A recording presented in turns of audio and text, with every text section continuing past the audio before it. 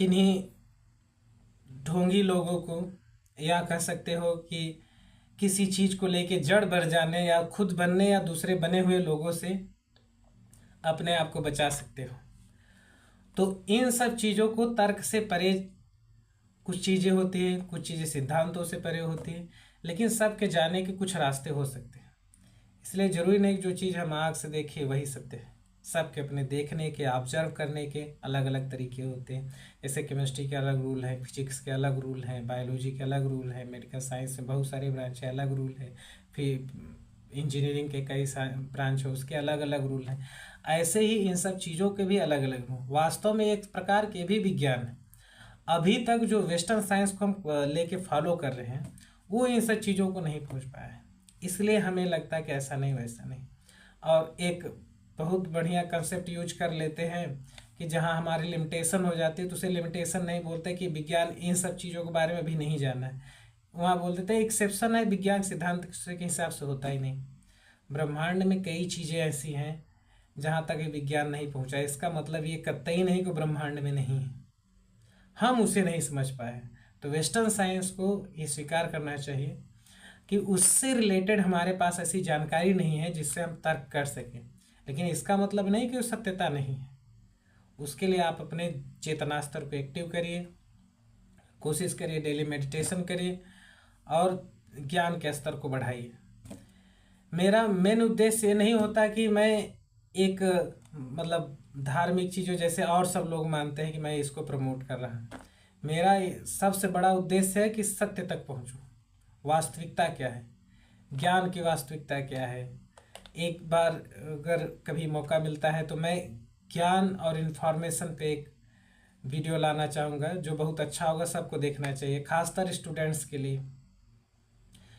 एक स्टूडेंट को ये सब चीज़ें जानना बहुत ज़रूरी होती है, नहीं तो उसके माइंड को डाइवर्ट करके उसे दूसरे स्थान पे यूज किया जाता है।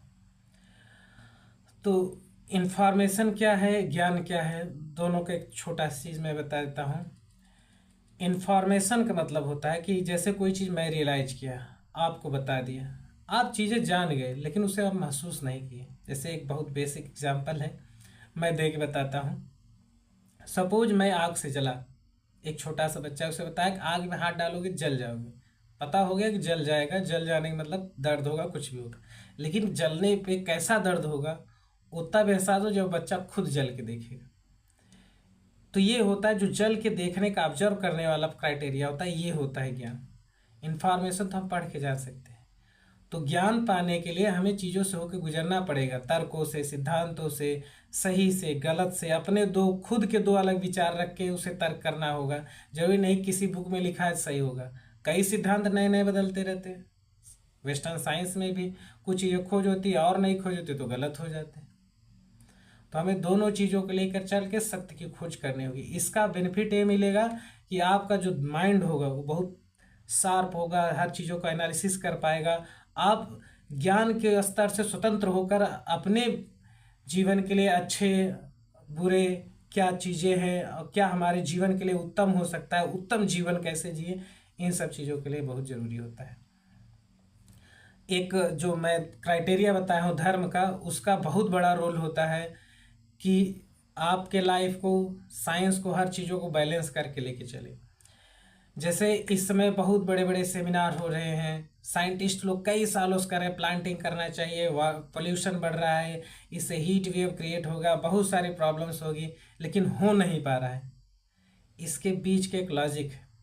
कोई चीज़ अगर हमें कहा जाए कि ये चीज़ करना है, बहुत आवश्यक होता है। जैसे नॉर्मल एग्जांपल लें कि एक्सरसाइज डेली करना चाहिए, सब जानते हैं कि एक्सरसाइज बहुत इंपॉर्टेंट है, फिर भी एक्सरसाइज नहीं करते।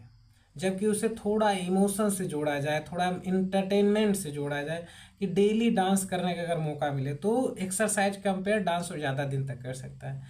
ऐसे ही हमारे जो पहले के ऋषि लोग थे, जिसे एशियन साइंटिस्ट हम कह सकते हैं, उन्हें पता था कि ज्ञान से जो ज्ञानवान लोग हैं वो समझ पाएंगे चीज़ों को, थोड़ा कदम उठाएंगे। लेकिन अगर इन सब चीज़ों को हम इमोशन से जोड़ते हैं, प्रॉफिट से जोड़ते हैं, तो वो चीज़ें ज़्यादा क्राइटेरियम करते हैं।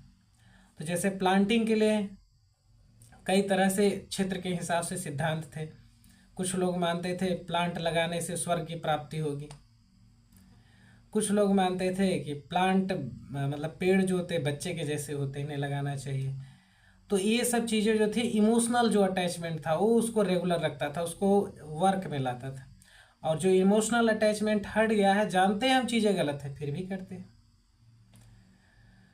जैसे एक छोटा सा बात है कि प्लांट लगाने स्वर्ग की प्राप्ति होती है।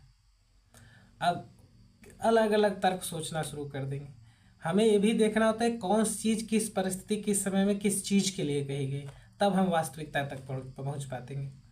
जैसे कभी बहुत ज़्यादा जैसे इस समय जो गर्मी पड़ रही, इस गर्मी में अगर किसी पेड़ के नीचे पहुंचे और बहुत ठंडा हवा चल रहा, मुंह से क्या निकलेगा? आह, स्वर्ग में आ गए। तो उस स्वर्ग की बात करते हैं, मतलब यही आपका जो वातावरण है इतना अच्छा होगा, आपका माहौल इतना अच्छा होगा कि आपको स्वर्ग की अनुभूति होगी, ये स्वर्ग प्राप्त होगा, सुख प्राप्त होगा। कहने के ये मतलब था उसका सेंस। तो यही होता है कि जो हमारी लैंग्वेज है, हिंदी संस्कृत जो भी कह सकते हैं, इसमें कई प्रकार के अर्थ होते हैं, शब्दार्थ, भावार्थ, ऐसे बहुत सारी चीज़ें होती हैं। तो उनके साथ हमें उस चीज़ों को समझना पड़ता है। तो एक्चुअल में अगर कहा जाए तो प्लांट लगाने से स्वर्ग भी मिलता है। बस अपने अपने समझ का फेर है। कुछ लोग इसको इशू बना के अटैक कर देंगे, अरे कहाँ स्वर्ग मिलता है, मरने के बाद कौन देखा है। तो आज का ये जो टॉपिक है हम यहीं समाप्त करते हैं। आशा है कि अब आपको परम ब्रह्म के नाम पे आपको कोई इधर उधर भटका नहीं पाएगा। जय श्री राम।